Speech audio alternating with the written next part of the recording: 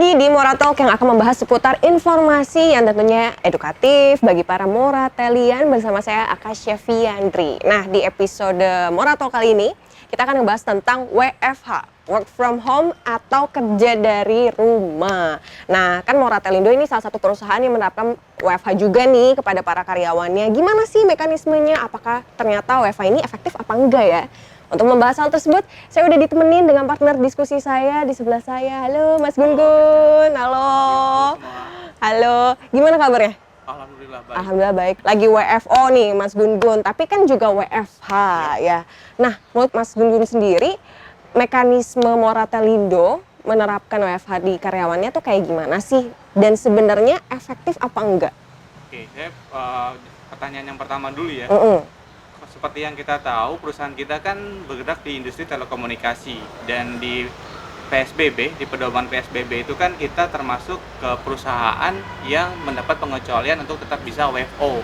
Nah, selain itu pun emang ada beberapa pekerjaan dan departemen yang pekerjaannya hanya bisa dilakukan di kantor, seperti NOC ya. NOC itu Network Operation Center, buat teman-teman yang mungkin belum tahu. Jadi teman-teman NOC ini pekerjaannya dia yang untuk melihat nih kabel-kabel jaringan kita, ada kendalanya di mana ya. Jadi kalau misalnya ada downtime, ada kabel putus dan lain sebagainya, itu di track dari teman-teman kita di NOC. Jadi mereka emang harus standby di kantor. Itu Akasya. Terus ada juga CEM, Customer Experience Management. Nah, mereka ini teman-teman kita yang biasanya nerima telepon.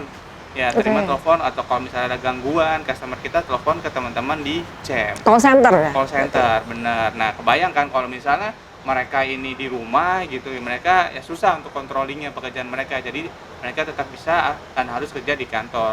Nah, dan selain itu pun karena kita emang dapat pengecualian dan kalau bisnis kita harus tetap jalan, jadi yang diterapkan adalah kita 1 hari kerja di rumah atau WFH dan 1 hari lagi kita kerja di kantor atau WFO. Jadi gitu sih semuanya. Jadi kita nggak bisa, kan ada beberapa perusahaan yang emang full tuh semuanya. Dia full WFH sampai kapan? Saya sampai diperpanjang sampai terakhir 7 Mei ya PSBB ini selesai. Nah, tapi kalau kita di Moratelindo kita nggak kayak gitu. Kita terapinnya 1 hari di rumah, 1 hari di kantor. Dan ini pembagiannya gimana? Kayak di CRNGA kami memberikan ke atasan untuk membaginya. Jadi atasan yang nanti menerapkan di dalam 1 minggu ini mana aja nih timnya yang WFA, mana aja timnya yang WFO. Dengan catatan nanti ada pertanggungjawabannya.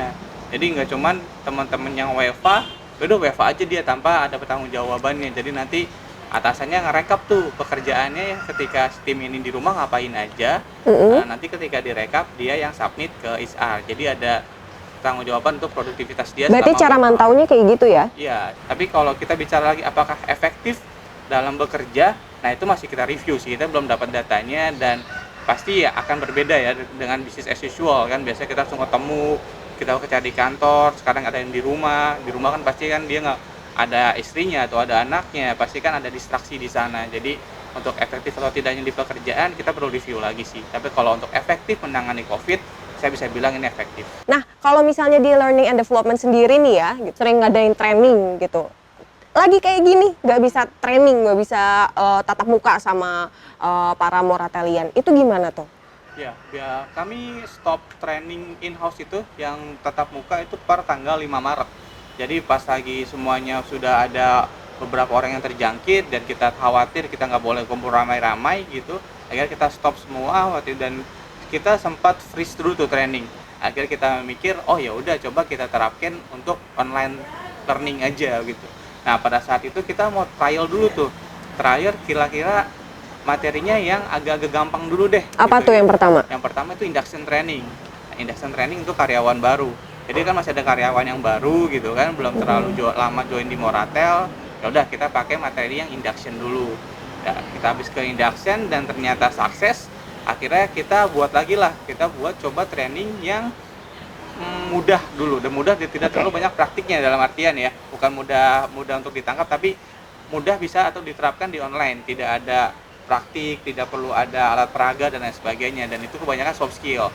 Akhirnya beberapa training kita buat online soft skill, seperti pertama itu ada conflict management, lalu ada creative problem solving, lalu ada beberapa kita kerjasama sama tim Bispro untuk sosialisasi. Itu yang pertama kita lakukan dan ternyata sukses gitu kan. Dan sampai sekarang sih kita masih mikir ke depannya ketika pandemi ini selesai, metode ini ternyata bisa untuk merangkul teman-teman kita yang ada di branch, ya, yang ada di Medan sampai Merauke sana, dan yang selama ini mungkin karena kami sibuk untuk memfasilitasi teman-teman yang ada Jabodetabek, mereka nggak ketat tuh sama kita, ya.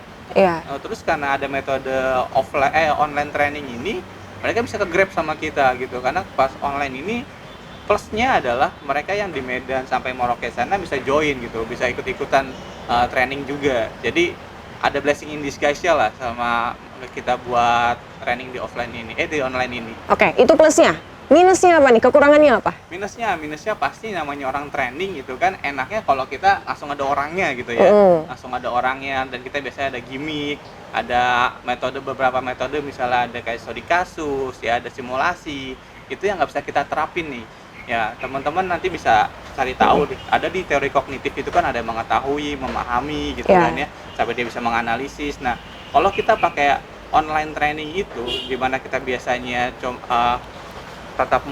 cuman lewat laptop doang, itu kita nggak bisa tuh untuk kontrol dia ngerjain studi kasus gitu kan.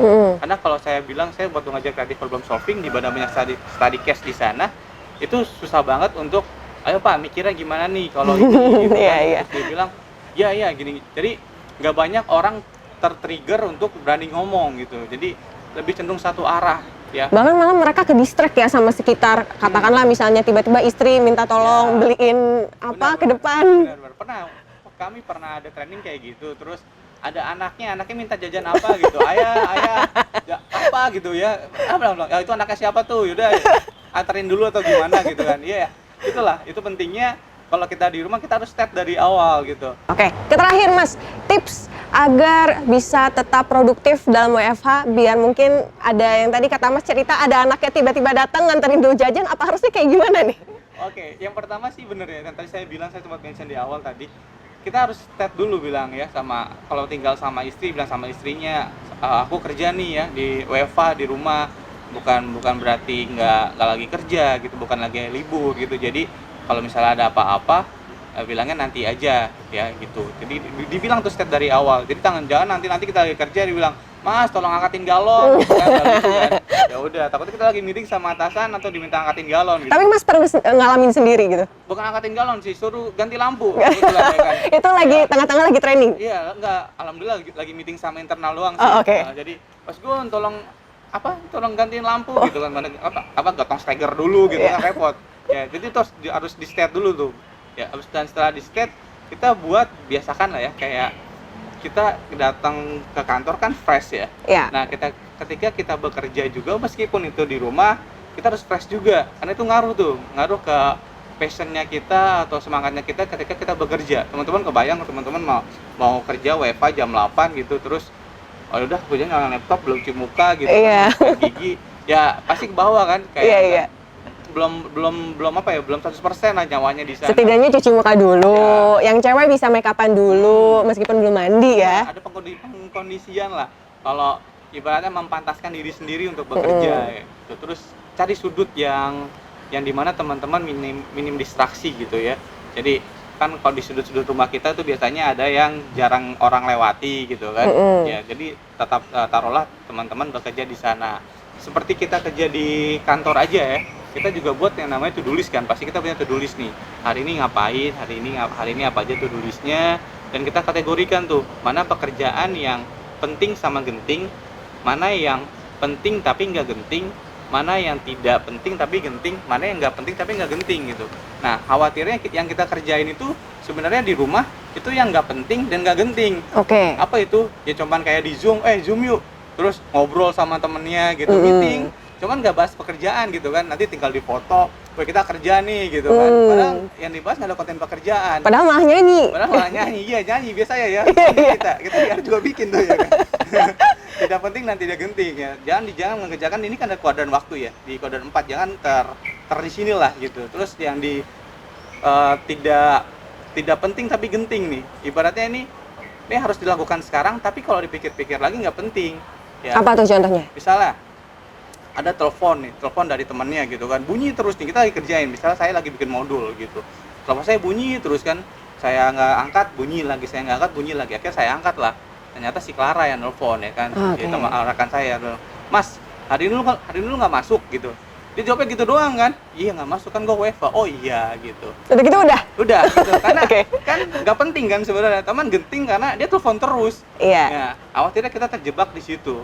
Terus ada kuadran yang satu, saya langsung jumping ke satu, ini yang penting terus genting. Ibaratnya kalau di time management ini kuadran pemadam kebakaran. Kalau kita nggak kerjain, ya kita die, kita mati gitu, Iya. kita kebakaran. Yang ini yang kayak gimana? Ini yang harus dikerjain saat ini. Misalnya apa? Misalnya ada customer komplain gitu ya. Teman-teman yang sales mungkin ada yang di rumahnya, ini internet saya down, lagi WiFi terus down gitu kan, marah-marah customernya, itu harus terus langsung ditangani tuh, nggak bisa dinanti-nanti. Nah, terus kalau yang kita yang WFH, usahakan kita fokusnya di kuadran kedua. Yang penting tapi nggak genting. Ya, nggak harus dikerjain saat itu juga.